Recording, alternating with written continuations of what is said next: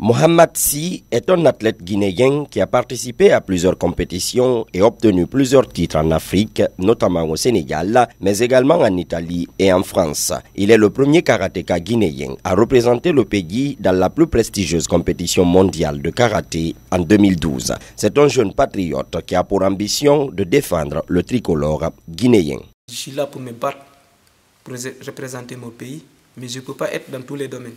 Je peux être juste au niveau sportif. C'est pour cela que je lance un très grand appel aussi au niveau des autorités pour qu'ils sachent qu'ils ont un enfant qui est là en France, que je bats souvent pour représenter la Guinée, que je suis très fier aussi de représenter la Guinée parce que partout que je fais les émissions et tout, je suis toujours avec le drapeau national.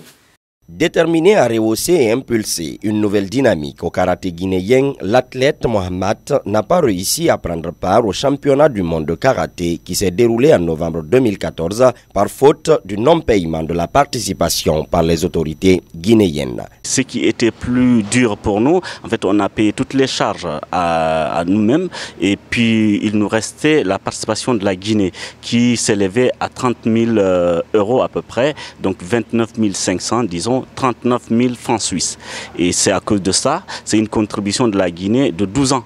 Donc on pouvait même négocier, je pense, une partie avancée pour qu'on puisse participer. Mais à cause de ça, on n'a pas pu participer et j'estime que c'est une miette pour l'État et donc c'est quand même c'est dégénérant de ce genre de situation. Le karaté étant une discipline martiale dont les techniques visent à attaquer ou à se défendre, ce jeune passionné demande la mise en place d'une politique pour favoriser son essor. Le karaté est abandonné par rapport aux autres sports et donc les autorités en charge doivent quand même revoir la copie pour essayer d'encourager ce sport à émerger parce qu'on est en retard. Donc il ne faut pas que... Et pourtant on a des talents qui peuvent aller très très loin, on a des talents qui peuvent être champions du monde. La pratique de ce sport de combat constitue aussi un cheminement au plus profond de son être. C'est beaucoup plus important, c'est beaucoup plus enrichissant le karaté. Donc moi ce que je veux dire aux jeunes c'est de tourner vers le karaté parce que c'est une discipline sportive qui est très importante sur le plan éducatif.